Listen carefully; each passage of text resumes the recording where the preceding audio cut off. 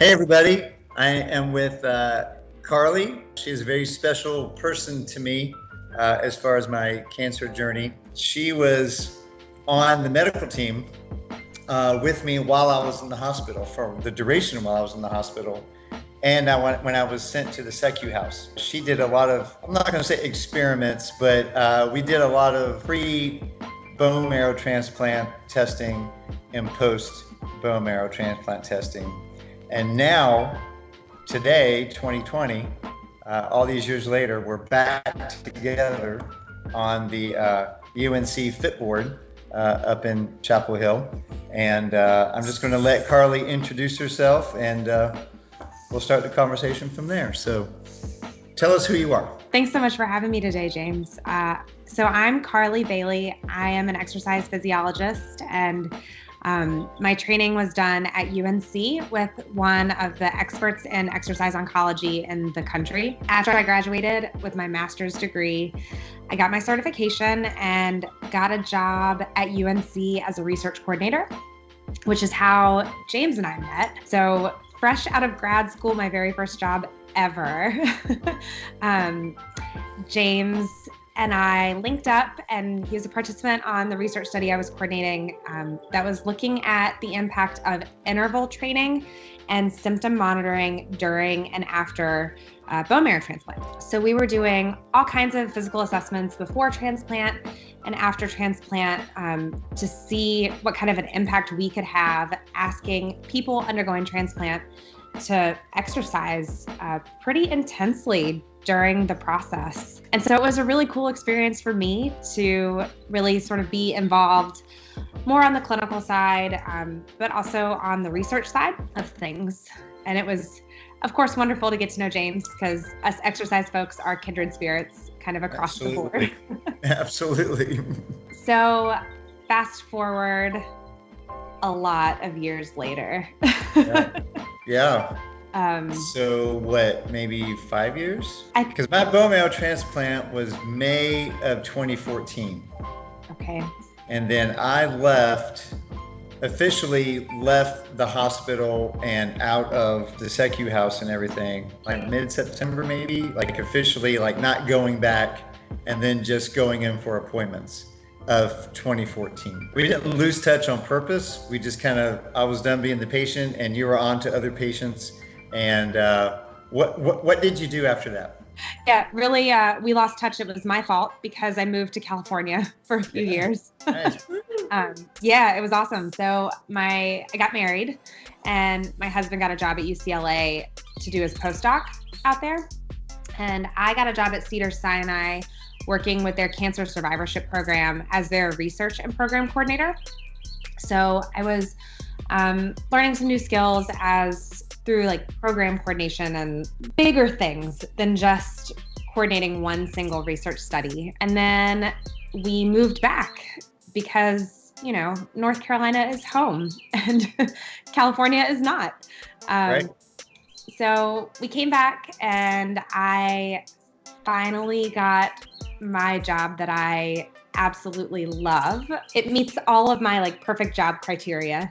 So I'm working now as the director of physical activity and integrative oncology for the Cancer Center.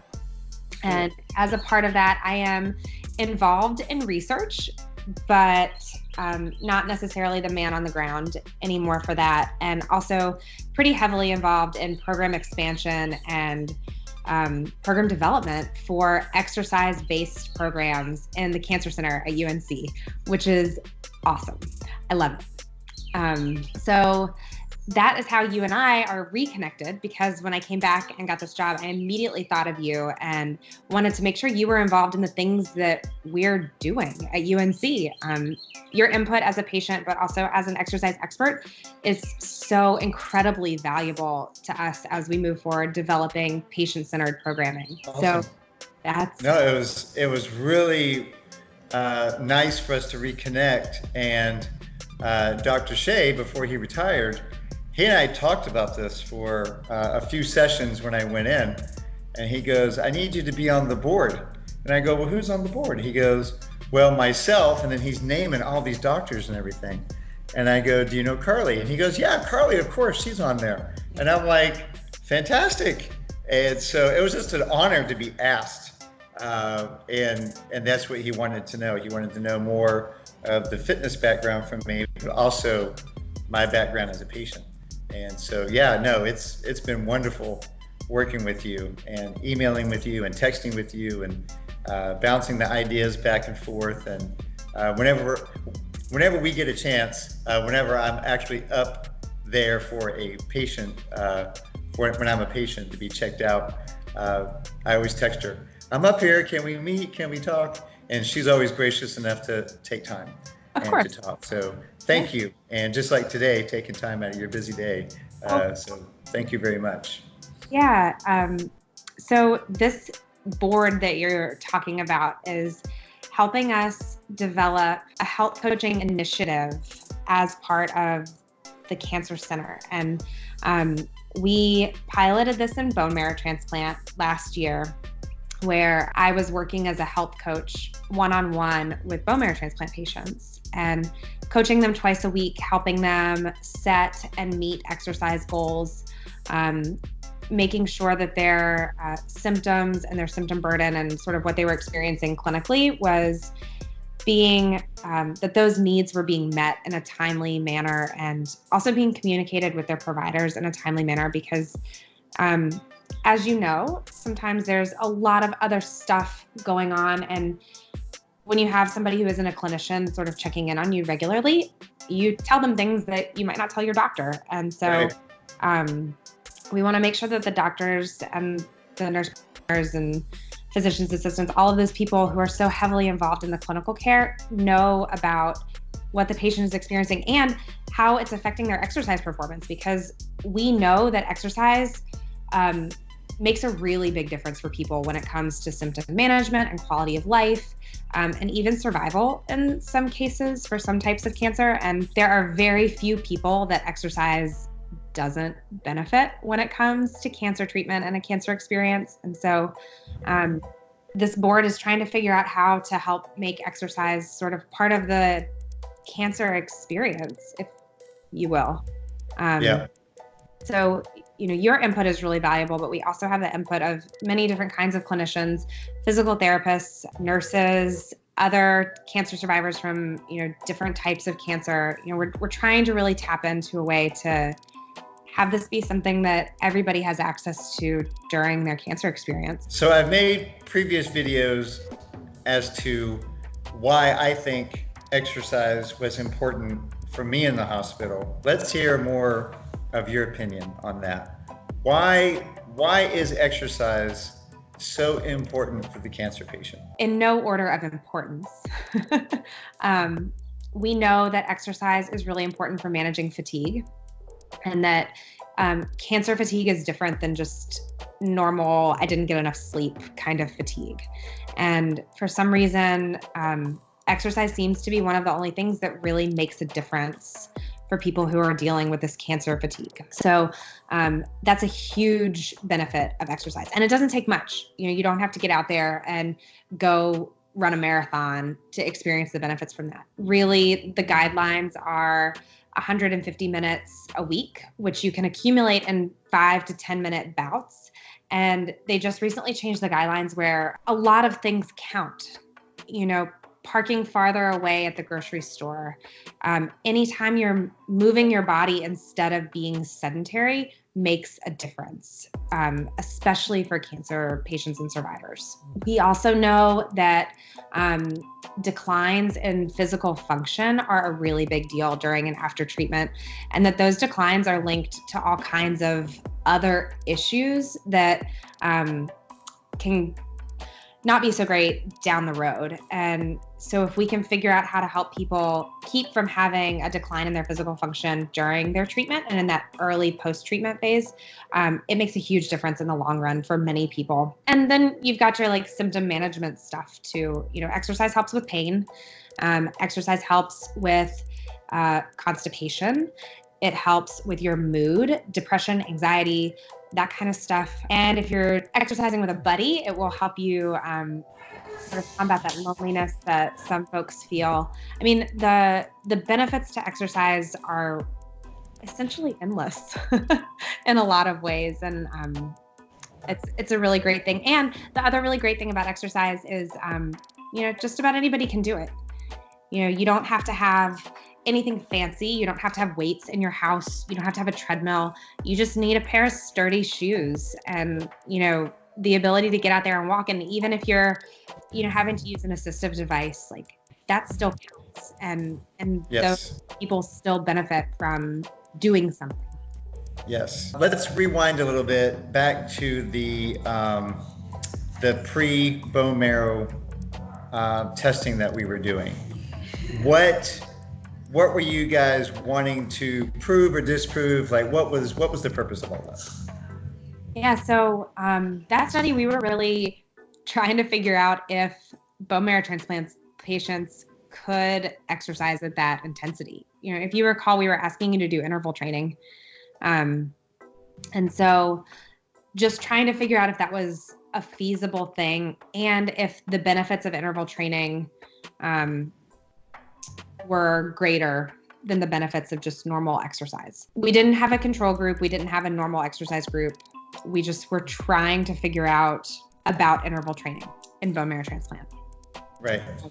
And so we found that interval training is really hard for bone marrow transplant patients, and that population might not need that kind of intensity to see benefits in exercise. What did you see that they were having difficulty with the interval training? Just sort of the execution of it. It was a pretty simple study in the sense that we weren't asking you to come into a gym. We were expecting you guys to sort of do all of this at home by yourself with no other support other than maybe a phone call or an in-person check-in every once in a while. And you were just sort of expected to do it and log it and, let us know if there were issues. Okay. And we know now that most people, not just cancer patients, when you're delivering exercise remotely like that, there's more success if you have some kind of accountability or check-in. And so this health coaching idea sort of came out of that. We did find that the exercise in general helped with symptom management. People who were exercising felt better generally. Even the people who weren't necessarily doing the interval training as prescribed, they did better just in general. So it kind of goes back to that idea that doing something is always better than doing nothing for everybody, Yes. Not just cancer patients. And while I was in the hospital, you guys outfitted me with a Fitbit. Yep. Now I'm going to tell my audience, this is back in the early days of the Fitbit. And I had never used a Fitbit or an Apple Watch or anything like that before. I had used a polar heart rate monitor, old school, the one that went up against the chest and you had the watch. And I had used that periodically, but I'm so old school. I was of the mindset of, I don't need something telling me my heart rate is up or how many steps I'm getting, because I know I'm getting steps. I know my heart rate is up. To my audience, I was not totally compliant with the Fitbit, but I did wear it, and Carly did come and check on it, and she did make sure that I was getting my steps, and she did charge it for me because I let a thing run all the way out, and she's like, we got to charge it for you. I did go to the exercise physiology gym there at the physical education complex there. You did have me on an exercise bike. Yeah. And I had this mask. Yep. What were you trying to monitor there? What was that about? So for this study, we were doing VO2 max testing. So we were trying to figure out what your exercise capacity was and like what your peak exercise intensity could be. And we had everybody do that. And we were looking to see about changes in that, if this interval training caused changes in how hard you could work and how well your body delivered oxygen to your working muscles during that time. And I don't remember the results off the top of my head because it's been quite some time. Right. But I'll send you that paper and you can talk about it in your next interview. Sure. Post it on the blog or something. Well, what I remember being on the bike, Claudio was there, and he's kind of like the head exercise physiologist person there? So he's the expert in exercise oncology. Okay. Very cool guy, very nice. I Yep. loved his energy. He came in, it reminded me of me. So I was like, oh, I'm ready for this. Let's go. And whatever you guys were monitoring with my VO2 max, with the air, with the spirometer that I was using, he actually leaned over at the end of the test, and I'm trying to catch my breath. And he goes, if I didn't know you had cancer, if I didn't know there was something wrong with you, you're testing very healthy. Like extremely healthy. And this is before the bone marrow transplant. I felt really good when he said that because having the chemo, having the cancer drugs, starting to get the effects, I lost all my hair, starting to really feel like a cancer patient, that really pumped me up. That mentally triggered in my mind because my brain works like an athletic brain. So when I'm told something like that, when I get an attaboy like that, that fires me up. So that made me feel really good. And that inspired me. And you were checking in very frequently with me, coming into my room. And a few times we went for a walk. Yeah. And we talked and walked because I wanted to get my marathon. Yeah. I wanted to get my marathon up on the cancer floor. And so you helped with that. You helped me get my steps because I knew you were coming. I'm like, oh, I got to get out of bed because she's coming and I don't want to get out of bed. But, I got to get my steps in. So that actually, I don't know if I ever told you that, but that actually prompted and inspired me to get my steps and to keep moving. Yeah. And from a patient standpoint, when I did walk, when I did do exercise, mentally, I was able to focus more on what the doctors were telling me. Yeah. About certain medications, about what to eat, what not to eat, all of that. And on the days where I didn't, and I was just a slug in the bed and I was just being the typical cancer patient, not wanting to move. I really didn't want to move. My mind went blank. It was very interesting to see how strong the exercise, and folks, we're not talking about push-ups and sit-ups. We're talking about just walking with my IV pole around the cancer floor, inside. Not high heart rate, just enough to get my body moving. So just normal pace walking, not power walking, not speed walking, just walking. We weren't strolling by any means, but we... No, we weren't strolling, but it felt good. Yeah. And it really helped with the swelling for our audience members. With the amount of drugs that you get put into your body, depending upon what you have going on in your body, as far as the cancer, your joints will swell and your feet will swell and your legs and your arms can get swelling. And so that movement aided in reducing that swelling to where I could walk and I could move. And it actually helped with my balance. Yeah. Because the number one question, even to this day when I go in for a checkup, I am asked, how often do you fall? Yeah. I stumbled in a hospital, but I caught myself. I didn't fall. I have stumbled at my house a few times, but I did not fall. I had the strength to catch myself. I have fallen once here at the gym, but that was just me trying to do a movement drill and I got too fancy and I lost my balance. So, but I didn't hurt myself. I was fine. This was way after I was discharged. But being in the hospital with you doing those exercises and the testing, I really felt like an athlete again. Yeah. And so it gave me something to strive for. When we did the post testing, what do you remember? And if you can remember, particularly about when I came in to see you, what did you notice that was significantly different, either in my mood or my ability or my physical being from the first time you tested me? So I can't really remember pre to post, but I can talk about from the last time I saw you until the most recent time I saw you. Yeah, great, perfect.